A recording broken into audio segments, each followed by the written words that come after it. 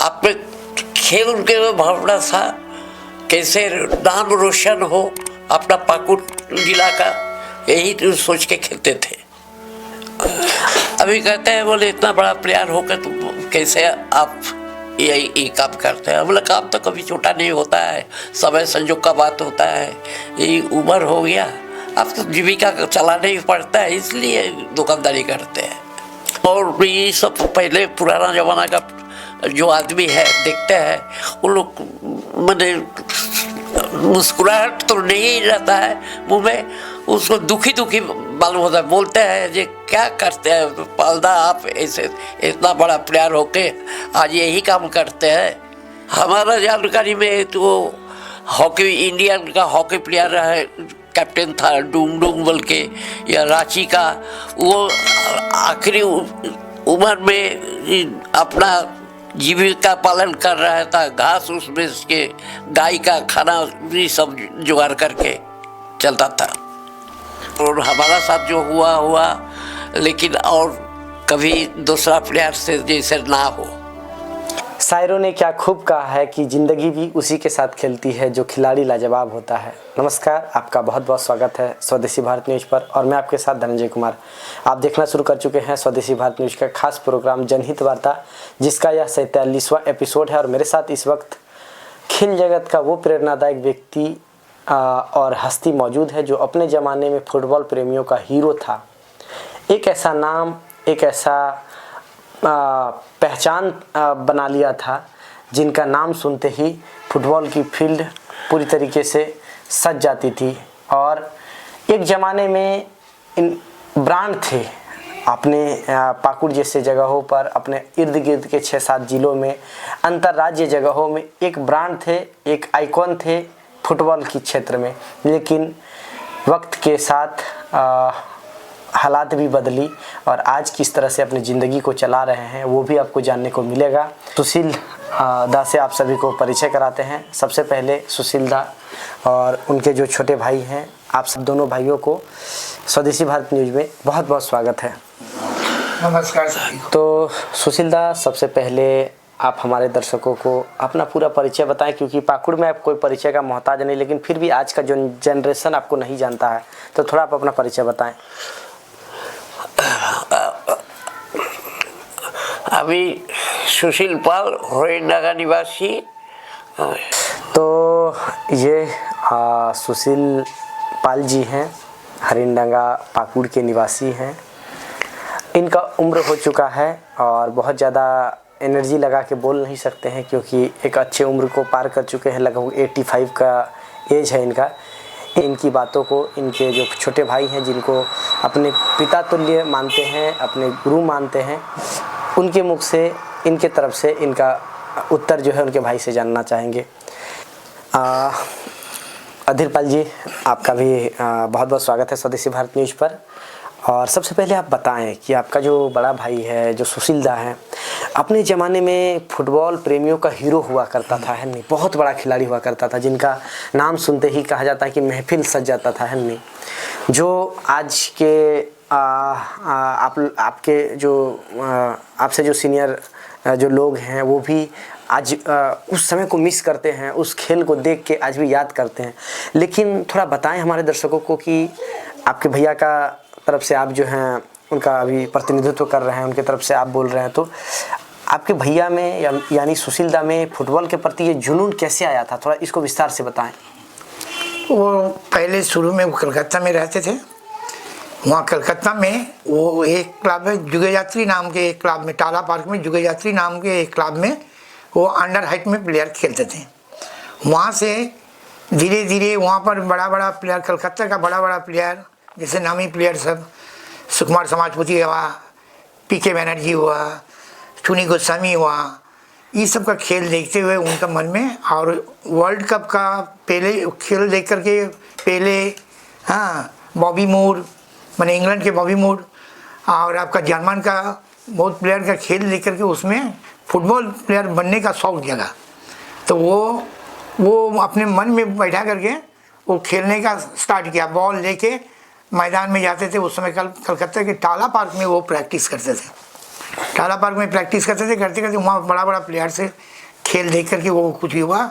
उसके बाद वो हमारा पाकुर में लगभग आपका 60-62 साल में आके यहाँ रहने लगा, 60-62 साल में रहने लगा। वहाँ से ये पाकुर मैदान में वो खेलने शुरू किया, पाकुर मैदान में खेलने शुरू हुआ।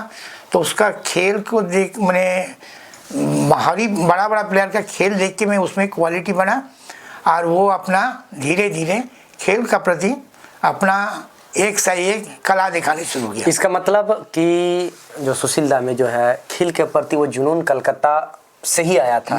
बड़े बड़े खिलाड़ियों को देख के, उसकी एक्टिविटी को देख के, उनकी लोकप्रियता को देख के उसके भीतर में ये जुनून आया था। हालांकि ये पैदा ही लिए थे एक खिलाड़ी बनने के लिए शायद, है नहीं, लेकिन इसके भीतर में चिंगारी जो है उसी समय लगी थी, है नहीं। अधीरपाल जी, आप थोड़ा बताएं कि सुशील दा जो है अपने ज़माने में इतने बड़े खिलाड़ी हुए, इतने जो है लोकप्रिय खिलाड़ी हुआ करते थे उस समय पे, लेकिन आपकी परिवार भी बिल्कुल साधारण फैमिली से आप लोग बिलोंग करते थे, लेकिन किस प्रकार से आपके भैया ने खेल की शुरुआत की थी और फुटबॉल में किस प्रकार से अपनी जर्नी को स्टार्ट किया था, किस प्रकार से वो लोकप्रिय खिलाड़ी बने थे, इसको थोड़ा विस्तार से हमारे दर्शकों को बताएं। देखिए, उस वक्त वो जब खेलने शुरू किया तो दर्शक जो वहाँ भर्ती हो जाता था, वो दर्शक में से धीरे धीरे उसका डिमांड बढ़ते गया, बढ़ते गया। मेरे उस समय हम लोग बिहार, हाँ यहाँ झारखंड उस समय नहीं था, बिहार था। बिहार में हमारा फुटबॉल का प्रसार बहुत ज़्यादा नहीं था, बंगाल ऐसा इतना ज़्यादा नहीं था, लेकिन वो खेलने शुरू किया तो अगल बगल जगह में इसका विस्तार होने शुरू किया। जैसे साहिबगंज हुआ, साहिबगंज का पुलिस टीम हुआ, घोघा का पुलिस टीम हुआ, भागलपुर में खेलने शुरू किया, पाकुर में तो आपको नाम कर ही चुका था। अच्छा, बाहर से बगल वाला हमारा बंगाल स्टेट से भी इनको बुलावा ज़्यादा था। उन्होंने आपको बीरभूम डिस्ट्रिक्ट का होकर के खेलते थे, बीरभूम का हर जगह में वो खेलते थे, बुला के ले जाता था उधर का आदमी को, टीम सब बुला के ले जाता था, वो खेलने शुरू किया।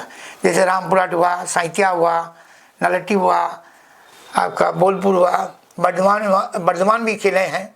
उसके बाद हमारा धनबाद, आसनसोल, ये सब जगह में खेल के वो अपना ये किया, नाम किया। इसका मतलब इस प्रकार से ये अपनी जर्नी को स्टार्ट किया। लेकिन इसमें पॉपुलर कैसे बने? ये जो क्वालिटी था, फुटबॉल का जो बेसिक चीज़ था, हाँ, उनका वो फॉलो करता था। ये उन्होंने डिफेंडर प्लेयर था, डिफेंड के आपका स्टॉपर पोजीशन में खेलते थे। ज़रूरत पड़ने से कभी लेफ्ट बैक में खेला है, कभी राइट बैक में भी खेला है, कभी आपका हाफ में भी खेला है, हाँ, लेकिन मूलतः तो आपका वो स्टॉपर पोजीशन का प्लेयर था। हाँ, वो उसका उसमें फुटबॉल का जो खेलने में एक तो डर भय नहीं रहना चाहिए, वो उनमें था, डर भय नहीं था। लेकिन अदित जी, हम जानना चाहेंगे कि सुशील दा जो है फुटबॉल में फुटबॉल के खेल में किस में स्पेशलिस्ट था? जैसे क्रिकेट में कोई विकेट कीपिंग बहुत अच्छा करता था, जैसे धोनी को विकेट कीपर में स्पेशलिस्ट माना जाता था, है नहीं? कोई बैट्समैन जो है बहुत अच्छा होता है, बल्लेबाज बहुत अच्छा होता है, कोई गेंदबाज बहुत अच्छा होता है। उस प्रकार से फुटबॉल के खेल में किस में स्पेशलिस्ट थे?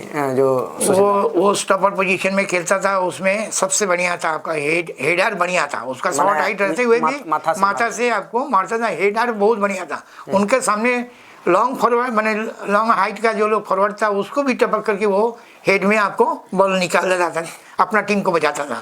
उनमें और स्पेशलिटी था, फर्स्ट टाइम वो बॉल को क्लियरेंस करता, ज़्यादा होल्ड नहीं करता था, जो फुटबॉल का जो बेसिक नियम है उसको फॉलो करता था। हाँ, उसके बाद वो आपका उसे स्पेशल बैक बॉली में आपका मास्टर था, उसका मास्टर प्लेयर था बैक बॉली में, और टैकल भी आपको परफेक्ट टाइम पर करता था। स्टॉपर पोजीशन में खेल कर ओपोनेंट के प्लेयर का फॉरवर्ड को वो अच्छी तरह से टैकल करते था, जिसके लिए वो आम दर्शक का पास पॉपुलर ज़्यादा हो गया। और सुशील पाल का नाम सुनते ही आदमी मैदान में तो दौड़ता था। आज भी उनका नाम पर चर्चा है, जो लोग फुटबॉल प्रेमी हैं, पुराना आदमी सब है, वो चर्चा में आते हैं। क्या कि नया ज़माने में तो फुटबॉल का प्रति इतना हमारा देश में काफ़ी प्रसार नहीं है, हाँ, लेकिन फिर भी अभी तक पुराना जो लोग बुजुर्ग आदमी हैं अभी भी सुशील पाल का नाम करता है, पाकुर में, पाकुर के आसपास। हम लोग कहीं पर बीरभूम बंगाल में भी जाते हैं तो बीरभूम डिस्ट्रिक्ट में जाने से भी वहाँ का आदमी पूछता है कैसा है, अभी ठीक है कि नहीं, ये सब तो पूछता है। यही कमाया है हाँ, नहीं। यही। तो हमें बताएं कि जो सुशील दा है वो फुटबॉल में जो है कहाँ कहाँ जाकर खेले, बड़े बड़े मंचों पर, जैसे अंतर्राज्यीय राज्यों में किस किस राज्य में जाके खेले, या कहें कि अपने देश से बाहर में जाकर कहाँ खेले, थोड़ा इसके बारे में बताएं कि सुशील दा जो है कहाँ कहाँ तक और किस किस मंच में जाके खेले, थोड़ा विस्तार से बताएं। वो तो हमारा पाकुर में तो खेलते ही थे। बंगाल का बहुत जन टीम से बुला के ले जाता था, उधर खेलता था। बिहार में हमारा भागलपुर में खेला, धनबाद में खेला। बाहर में इधर में आपको वेस्ट बंगाल का दार्जिलिंग, हाँ इधर खेला। विदेश में नेपाल में खेला, हाँ विदेश में नेपाल में खेला। इस सब जगह में मतलब देश से बाहर भी जाकर खेला था अपने जमाने में। हाँ, वो तो नेपाल देश से बाहर है। और अंतर्जातिक मान का हमारा जो इंडियन प्लेयर, नेशनल प्लेयर था, इन लोगों के साथ खेला है। पाकुर में भी खेला है, बाहर में भी खेला है, उनका साथ खेला भी है और उनका साथ भी खेला है। मैंने उसका अपोनेंट में भी खेला और अब अपना टीम में भी बाहरी प्लेयर से, बड़ा बड़ा प्लेयर से एक साथ में खेला है। जो मैंने शुरुआत में कहा था कि ज़िंदगी भी उसी के साथ खेलती है जो खिलाड़ी लाजवाब होते हैं, मेरे प्रत्यक्ष सुशील दा मौजूद हैं। लेकिन मैं अपने इस प्रश्न का उत्तर इनसे जानना चाहूँगा, भले थोड़ा इनको बल लगा के बोलना पड़े। सुशील दा बताएं कि फुटबॉल में आप अपने ज़माने में जो है इतने बड़े खिलाड़ी हुए आप, है ना, लेकिन आपको किसी प्रकार की जीविका की व्यवस्था सरकार और जिला प्रशासन की तरफ से नहीं मिला। आज आप 4 दशकों से चाय का दुकान चला रहे हैं, लेकिन जो आपका फैन लोग होता है जो आज आपके पास आता है तो देखकर क्या सोचता है, क्या कहता है? और आप जिस समय खेल रहे थे तो अपने बारे में नहीं सोचे, समाज और राज्य का नाम रोशन करने का प्रयास किए, लेकिन आपके साथ क्या न्याय हुआ, थोड़ा बताएं, इसको विस्तार से बताएं। हम जब पहले खेलते थे और वो खेल का भावना से खेलते थे, उसमें हमको इनकम ऑफ सोर्स के तरह से नहीं सोचे है। आपने खेल के भावना था कैसे नाम रोशन हो अपना पाकुर जिला का, यही सोच के खेलते थे। आज आप चाय का दुकान चलाते हैं, लेकिन जो आपका फैन लोग उस समय आपका नाम सुनते ही स्कूल से भाग के आपका खेल देखने आ जाता था। आपका जो है नाम सुनते ही चाहे कितना भी ज़रूरी काम में क्यों ना होता रहता था, वो छोड़ के फुटबॉल के ग्राउंड में आ जाता था और वो महफिल यूं ही आपका नाम सुनते ही सज जाती थी। वैसे लोग आज आपको देखते हैं चाय का दुकान चला के जीविका चला रहा है, तो क्या कहता है? अभी कहते हैं बोले इतना बड़ा प्लेयर होकर तुम कैसे आप यही काम करते हैं। बोले काम तो कभी छोटा नहीं होता है, समय संजोग का बात होता है, यही उम्र हो गया, अब तो जीविका चलाना ही पड़ता है, इसलिए दुकानदारी करते हैं। मतलब शर्म लगता होगा उन लोगों को, शर्म बुझाता है। हमारा समय का ये सब आदमी अभी भी बोलता है जे आप दादा यही सब इतना बड़ा प्लेयर होके आप क्या करते हैं ये सब। अच्छा, थोड़ा कुछ आप उदाहरण देंगे कि आपके तरह कोई और बड़े बड़े खिलाड़ी हुए जो उनके साथ भी अन्याय हुआ है? आज यही खेल का जमाना में देखिए बहुत बड़ा बड़ा प्लेयर है, फुटबॉल प्लेयर हुआ, हॉकी प्लेयर हुआ, क्रिकेट प्लेयर हुआ, सरकार का तरफ से कोई सहायता नहीं करते हैं और मदद भी नहीं करते हैं। कुछ उदाहरण आपके पास है सुशील दा, कुछ उदाहरण? हमारा जानकारी में तो हॉकी, इंडियन का हॉकी प्लेयर है, कैप्टन था डूंग बल के, या रांची का, वो आखिरी उम्र में अपना जीविका पालन कर रहा था, घास उस बेच के, गाय का खाना भी सब जुगाड़ करके चलता था। तो कहने का मतलब है कि बहुत ऐसे खिलाड़ी है जिसके साथ अन्याय हुआ है। क्या ये अच्छा हुआ है आपके साथ हो, या जो हॉकी खिलाड़ी की डूंग का बात बोलते हैं, आप लोगों के साथ अच्छा हुआ है ये जो हुआ है? ये तो अच्छा नहीं हुआ सर, सरकार को देखना चाहिए था, लेकिन उस तरफ तो तकते ही नहीं है। वो अपना रोजी रोटी के लिए काम धंधा करना ही पड़ता है और हमारा साथ जो हुआ, लेकिन और कभी दूसरा प्लेयर से जैसे ना हो। आज के समय में जो भी खिलाड़ी एक अच्छे और ऊंचे ओहदे पे चले जाते हैं तो उनको जो है उनको जो है एक जीविका की व्यवस्था दी जाती है। उनको सरकारी जॉब में कहीं पे घुसा दिया जाता है या फिर किसी चीज़ पे, क्योंकि खिलाड़ी जब खेलता है तो पागल बनकर खेलता है। उसको सिर्फ दिखता है कि हम अभी जिला लेवल में खेल रहे हैं तो हमको अपना ज़िला का नाम रोशन करना है। जब जिला का नाम रोशन कर लेता है तो वो सोचता है हमको अपना राज्य का नाम रोशन करना है। जब वो राज्य का नाम रोशन कर लेता है तब वो देश का नाम रोशन करता है। लेकिन वो वैसे ही खिलाड़ियों में से सुशीलदा और डुंगडुंग जैसे लोग हैं जिनके साथ न समाज न्याय कर पाया, न जिला प्रशासन, न राज्य सरकार न्याय कर पाया। आज ये चाय बेचकर अपने जीवन यापन को कर रहे हैं। यही चीज़ आज के जो यूथ हैं, जो आज के जो जनरेशन में जो लोग हैं, जो बच्चे हैं, वो सुशीलदा जैसे लोगों को देखते होंगे तो क्या फील करते होंगे कि खेला इस लेवल का जो हीरो था और आज चाय बेचकर जीविका चलानी पड़ रही, क्योंकि ये भविष्य का नहीं सोचे तो क्या वो बच्चे खेल में ध्यान देंगे? नहीं, वो अपनी भविष्य पर ध्यान देने लगेंगे। वो खेल में करियर बनाने की नहीं सोचेंगे। लेकिन सुशीलदा आप हमें बताएं, क्योंकि अब जो है सभी क्षेत्र का अलग अलग विभाग बन चुका है, बढ़ चुका है। प्रत्येक साल खेल दिवस होता है, पाकुड़ में मनाया जाता है खेल दिवस। तो क्या आपको बुलाकर प्रत्येक वर्ष खेल दिवस के शुभ अवसर पर सम्मानित किया जाता है? कुछ आपको आर्थिक सम्मान हो या फिर कुछ किसी प्रकार का उत्साहवर्धन वाला सम्मान हो, वो आपको बुलाकर दिया जाता है? थोड़ा बताएं इसको। अभी खेल दिवस में हम लोग का पुराना खिलवाड़ को सम्मान अभी नहीं करता है, और नया पीढ़ी जो आता है इन लोग भी इन लोग का साथ न्याय हो रहा है या अन्याय हो रहा है कि वो तो देखा ही नहीं पड़ता है। और नया पीढ़ी जो आता है वो आगे बढ़ेगा खेल लेके, और हम लोग का तरफ तकते ही नहीं है, पुराना प्लेयर का तरफ तकते ही नहीं है। तो इसका मतलब आपको नहीं बुलाया जाता है, और आपके जैसे कोई और खिलाड़ी पाकुड़ में हैं, प्रत्येक साल खेल दिवस को मनाया जाता है, लेकिन खेल दिवस के शुभ अवसर पे आप लोग को बुला के सम्मानित नहीं किया जाता है? नहीं है? सम्मानित नहीं किया जाता है। कहीं पुराना प्लेयर को आजकल पहचानते ही नहीं है, नया जनरेशन पहचानता नहीं है। और इस तो कैप्टन हो या कोच हो या कुछ हो, ये लोग कोई तकते नहीं है पुराना प्लेयर का तरफ।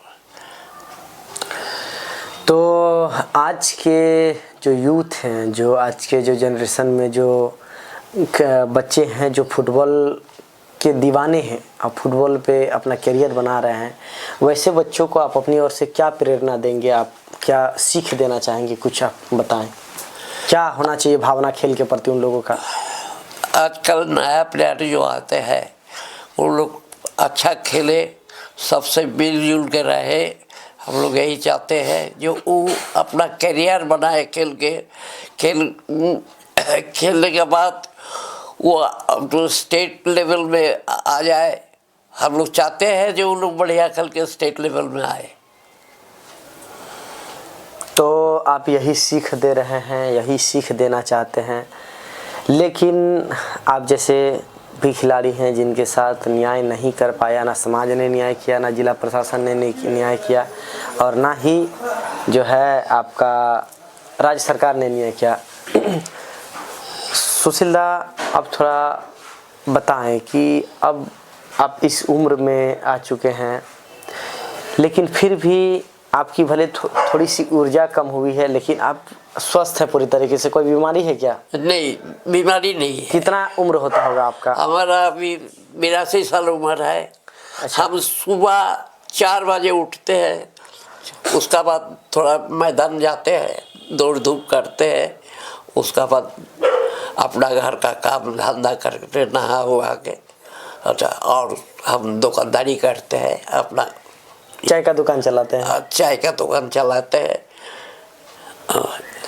और खान पान कैसा होता है आपका दिनचर्या में? ठीक है, वो निरामिष खाते हैं ज़्यादा तरह से, वो उसमें सब्जी उब्जी खाता है, फल उल कभी काल मिल जाता तो खा लेते हैं, यही। मतलब बहुत हाई फाई जिंदगी नहीं है, बहुत नहीं, साधारण जिंदगी है। साधारण, जैसे साधारण चलना चाहिए वैसा ही चलते हैं। लेकिन मैं आग्रह करूंगा कि जो भी समाज में लोग हैं, जो भी खेल के क्षेत्र में जुड़े हैं, जो आज के यूथ हैं, जो आज के जनरेशन में जो लोग हैं, वे लोग खेल दिवस जैसे अवसरों पे आप सुशील दा के यहाँ आएँ। ये जो है हरिंडांगा बाज़ार से आते हैं। यहाँ पे किसी से भी आप पूछेंगे कि सुशील पाल का घर कहाँ है, वो बता देंगे। आप इनके घर में आएँ, इनको रिस्पेक्ट दें, इनको सम्मान दें और कुछ इनसे सीख के जाएं। आप सभी दर्शकों को यह इंटरव्यू कैसा लगा आप हमें कमेंट में ज़रूर बताएं। आपको लग रहा है कि हम कुछ अच्छा कर रहे हैं तो आप हमें सपोर्ट करें, हमें सब्सक्राइब करें, और आपको लग रहा है कि हम अच्छा नहीं कर रहे हैं तो आप हमें डिसलाइक भी करें, लेकिन प्रतिक्रिया ज़रूर दें। अच्छा कर रहे हैं हमारा सपोर्ट करें, हमारा समर्थन करें। हम आपसे किसी तरह की आर्थिक मदद नहीं मांगते हैं, लेकिन हमारे उत्साह को बढ़ाने के लिए आप सभी दर्शकों का सपोर्ट और समर्थन की आवश्यकता है। तभी हम लोग सुशील दा की तरह और कोई लोग प्रेरणादायक व्यक्ति और हस्ती तक हम लोग पहुंच पाएंगे। ये तभी संभव हो सकेगा आप सभी दर्शकों का प्यार और सहयोग और सपोर्ट से ही यह संभव हो सकेगा, और हम उन सभी मेहमानों तक पहुंच पाएंगे और उनको लाके आप सभी को मोटिवेशन दिला पाएंगे। यह एपिसोड कैसा लगा आप ज़रूर बताएं। हम मिलेंगे आपको जनहित वार्ता के अगले एपिसोड में और कोई प्रेरणादायक व्यक्ति के साथ और हस्ती के साथ। तब तक के लिए देखते रहिएगा स्वदेशी भारत न्यूज़। तो इस एपिसोड में यहीं तक, बहुत ज़्यादा लंबा ना करते हुए हमें आज्ञा दीजिए। अब हम विदा लेते हैं। बहुत बहुत धन्यवाद। नमस्कार। जय हिंद। वंदे मातरम। धन्यवाद।